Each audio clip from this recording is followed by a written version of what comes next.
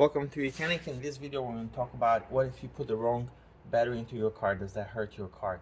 So, um, the answer to that is yes or no, and that's why we're doing this video, just to go a little bit into more detail and give you some information. So, if you're putting a battery, most cars run on 12 volts. So, if you put a battery from made, for maybe a truck or something like that, and it's 24-volt battery, that could cause that issues to your car, because 24 volts, when you turn on that ignition, it can fry like a engine control unit or something like that, or maybe another control unit on the vehicle. So you don't want to put a 24-volt battery. Those are not common, though. You're not going to find those at auto parts stores um, on the shelves unless you ask. And then there's motorcycle batteries. They're usually like 6 volts. They're a lot smaller. Those as well, if you put those in, you won't be able to start that engine. And the other thing is, you might end up triggering a bunch of warning lights, like airbag lights staying on all the time and things like that, that you'll need a scanner to clear fault codes, because you'll have a bunch of control units that have fault codes that say low voltage. But what if you just are going for just putting another car battery in a car, but it's just a different size? So that's what I want to address. So this right here, for example, it's a 3.6 liter engine, and it takes this size battery. You could technically put another size battery on a car, on most cars, and you'd be fine. Because really, when the shape of the battery changes, it really changes the capacity, changes sometimes the terminals are here. You don't want to connect these backwards. Positive always got to go on the positive, and negative on the negative. Sometimes some batteries have these terminals reverse, so you got to be careful. But technically, if I could find another battery that's roughly about the same size, and I install it and I can connect these terminals to the correct post, I will most likely be fine, especially on this vehicle. This is, for example, another car battery. This is for a smaller engine. So what really matters on car batteries is cold cranking amps, and all batteries have that printed on the top. So this one right here has a cold cranking amp.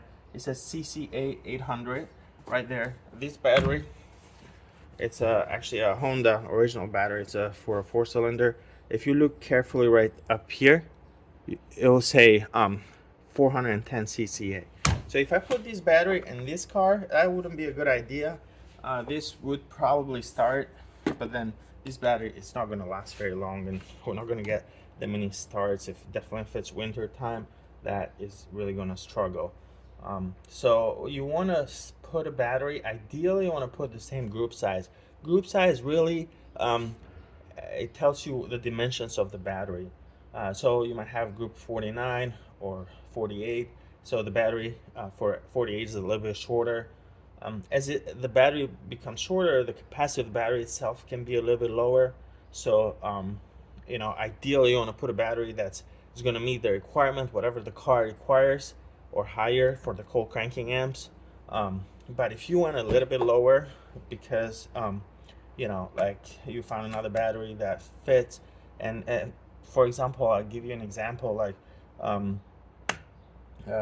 these there's H8 batteries, and then you have the H7, which is a little bit shorter. The H7 has a little bit lower cold cranking amp typically, so it's still gonna work fine on most cars. It just might not last quite as long.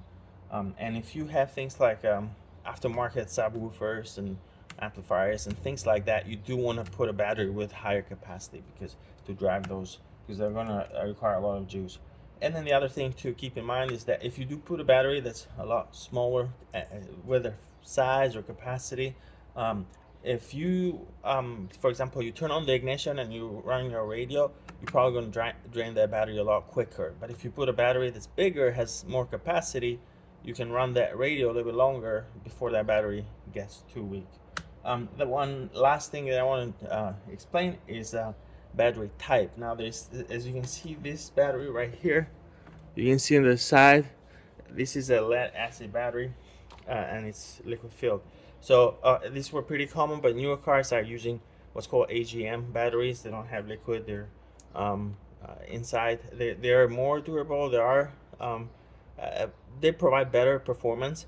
On some high-end cars, you do need to register those batteries, um, and ideally you want to stay with the same type. So if the original battery was an AGM, you put an AGM. If you have an older car and you have a lead acid battery, and you go to the store and you want to buy, or you end up buying an AGM battery, it's totally okay. It's a better battery. It's going to last longer. You don't need to worry about it, especially if the car doesn't require um, any registration of that battery. You're completely fine. So just keep it in mind if you have a high-end battery. Make sure that, or high-end vehicle, make sure that you meeting the minimum requirements for the cold cranking amp and battery capacity, and then program it and then keep the same battery type. So if you got lead acids, try to stick with that on a newer. I'm talking about like high-end performance cars, but most of them use AGM, so that's what I would recommend sticking with that. But yeah, if you are just looking to install another car battery that just roughly about the same size, ideally it's not recommended, but it still will work. But make sure that the terminals are connected correctly, and make sure that you have the battery secured. So if you put a different size, that battery might not have the right brackets that will fit and hold it down. But if you can somehow secure that battery, then you most likely are going to be fine. And thank you for watching YOUCANIC, where you can be the mechanic.